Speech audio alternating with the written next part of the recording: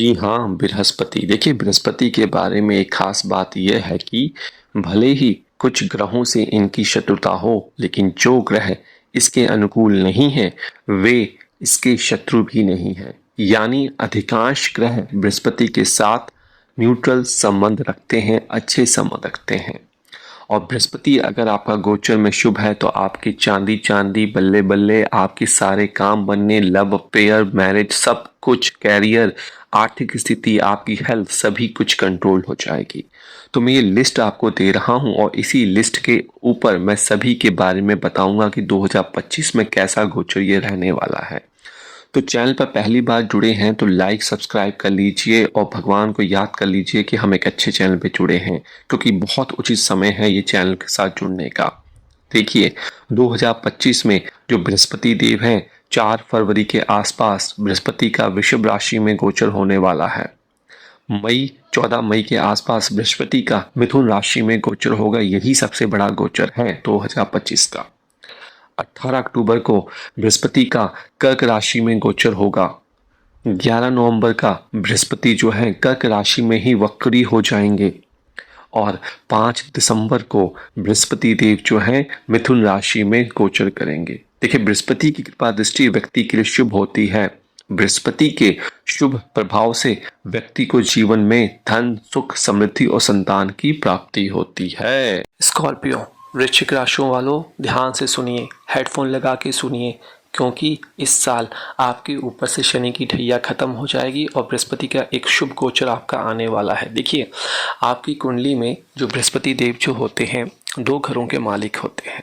ठीक है, एक तो 9 नंबर सैगिटेरियस आपके दूसरे घर में पड़ती है राशि, और आपके 5वें घर पे राशि पड़ती है 12 नंबर।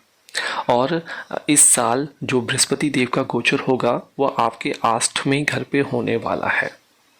तो 8वें घर पे आपकी 3 नंबर की राशि पड़ेगी, क्योंकि बृहस्पति देव जो हैं वो टॉरस से आपके 7वें भाव से निकलकर आपके 8वें भाव में जाएंगे।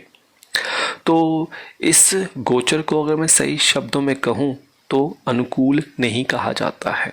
बहुत ज़्यादा आपकी सावधानियाँ आपको बरतनी होती है। आपके कार्य क्षेत्र में जहाँ पे आप जॉब करते हैं, थोड़ी सी अड़चनों का आपको सामना करना पड़ सकता है। आपके बनते हुए कार्य या बनती हुई चीज़ें जो हैं वो अटक सकते हैं। चाहे आप धार्मिक कार्यों में अच्छा अनुभव महसूस करें, आपके अच्छे आध्यात्मिक अनुभव हों, लेकिन धन संबंधित मामलों में आपको परेशानी यहाँ पे उठानी पड़ सकती है। आपकी धन हानि हो सकती है, तो कुछ ज़्यादा खर्च करने की मत सोचिए। बहुत ज़्यादा एक्सपेक्टेशन मत कीजिए कि मुझे ये भी ले लेना है, मुझे ये भी करना है, मुझे वो भी करना है। नहीं तो भाई, ये आपके लिए समस्या का विषय है, कुछ भी नहीं कर पाएंगे। फिर आपको पछतावे के अलावा कुछ नहीं वहाँ होने वाला है। तो अपने खर्चों पे आपको कंट्रोल करने की आवश्यकता है। थोड़ा सा स्वास्थ्य की फिर से आपको सावधानी रखने की आवश्यकता है। जैसे शनि की ढैया ने आपको तंग किया था, ये अष्टम भाव भी आपको तंग कर सकता है। स्वास्थ्य में गिरावट आपको दे सकता है, क्योंकि ये जो 8वां घर है, आपके अगर पत्नी है तो ये आपके पति का मांगल्य स्थान है, अगर आप हस्बैंड हैं तो ये आपकी पत्नी का मांगल्य स्थान है। तो 7वें भाव का ये यहाँ पे नुकसान कर सकता है, उस पर खर्चा करवा सकता है। तो आपको अपने पति पत्नी के भी हेल्थ की बहुत देखभाल करनी होगी। देखिए, जब बृहस्पति देव कुंडली के अष्टम भाव में होते हैं तो यहाँ से नज़र जाती हैं 3 नज़रें। पहली नज़र जब जाएगी बृहस्पति की, 5वीं नज़र आपके 12वें भाव पे, जो कि खर्चों वाला भाव है, जो कि बड़ी बीमारियों वाला भाव है, जो पेरेंट्स का भाव है। आपकी यात्राएं करवा सकता है, जो धार्मिक यात्राओं के योग बना सकता है। इसका ध्यान रखिए। आपको स्पिरिचुअल बहुत अच्छा बना सकता है, लेकिन आपको ये यहाँ पे थोड़ी सी प्रॉब्लम दे सकता है खर्चों की। उसके साथ ही 7वीं नज़र आपके फ्लो ऑफ इनकम में पड़ती, तो फ्लो ऑफ इनकम, उस पर रुकावट आ सकती है, खर्चे आपके बढ़ सकते हैं।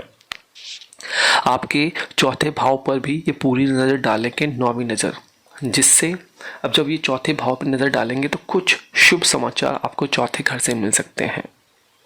डेफिनेटली खर्चों में बढ़ोतरी हो रही है, सेविंग आपकी कम हो रही है। लेकिन यह जो बृहस्पति है, अष्टम भाव समुद्र को पार करने वाला होता है और 12वां भाव विदेश में जाकर कार्य करना होता है। तो ये योग बनाता है, ना कि वह विदेश में अपने घर से दूर जाकर भी आपको सोर्स ऑफ इनकम देता हुआ नज़र आ रहा है। आपको किसी प्रकार की कंसल्टेशन चाहिए, डिस्क्रिप्शन बॉक्स देख लीजिए, हमारी वेबसाइट से, हमारी ज्योतिष घर की एंड्रॉयड ऐप से आप हमसे कांटेक्ट कर सकते हैं।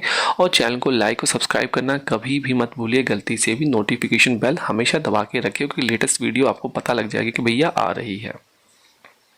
साथ ही साथ परिवार में ससुराल के लोगों का आपका हस्तक्षेप बढ़ सकता है।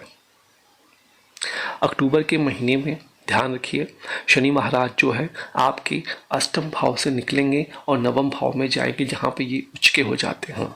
तब जाके आपको थोड़ी यहाँ पे सफलता मिलेगी। भाग्य आपका मजबूत होगा, क्योंकि बृहस्पति नवम भाव में आपके भाग्य को इंक्रीज कर देंगे। आपके संतान वाले भाव को एक्टिवेट कर देंगे। आपके लग्न आपकी बॉडी लैंग्वेज को इंक्रीज कर देंगे। तो जो आपको जुलाई, अगस्त, सितंबर में हेल्थ इशू आएगी, ध्यान रखिए, गलती करेंगे आप, गलती आपको नहीं करनी है और ये चीज़ें होंगी तो आपको वो गलतियां फिर से नहीं करनी है। साफ सफाई का आपको बहुत ज़्यादा ध्यान रखना है, क्योंकि अष्टम भाव कहीं ना कहीं यह इंश्योरेंस का ये छुपा हुआ स्थान है। तो आपको अपने घर का वास्तु भी बिल्कुल साफ सुथरा रखना है। और भाग्य जब मजबूत होगा तो आपको सफलता मिलेगी जब नवम भाव में जाएंगे। आपको नौकरी के अच्छे चांसेस मिल सकते हैं। दूसरी नौकरी के चांसेस भी आपको यहाँ पे बनते हुए नज़र आ रहे हैं। पदोन्नति के रास्ते आपके खुलते हुए नज़र आ रहे हैं। ध्यान रखिए, जो जुपिटर है ये आपके अष्टम भाव में ही वक्री होंगे दिसंबर में जाकर। तो इस दौरान आपको धन और स्वास्थ्य का एक बार विशेष ध्यान रखना है।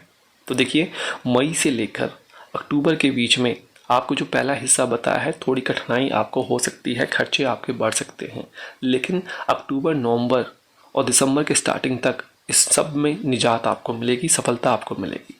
लेकिन दिसंबर में जाकर फिर से समस्याएं आपको हो सकती है। तो भाई आप श्री राम जी का पाठ कीजिए, विष्णु भगवान जी की सच्चे दिल से आरती कीजिए, माता लक्ष्मी की आरती कीजिए, आपकी समस्याएं दूर होंगी। और कॉन्फिडेंस रखिए, डरने की आवश्यकता नहीं है। देखिए, जो नेगेटिव इफेक्ट है उसी चीज़ों को अपनाकर दूर की जा सकती है। अष्टम भाव जो होता है गहन अध्ययन का होता है। तो अगर आपकी पढ़ाई में रुचि है तो इजाफा कीजिए और चीज़ें सीखने की कोशिश कीजिए, तो आपका इंक्रीज हो जाएगा। आपका नेगेटिव इफेक्ट जो है वो यहाँ पे डिक्रीज होना शुरू हो जाएगा।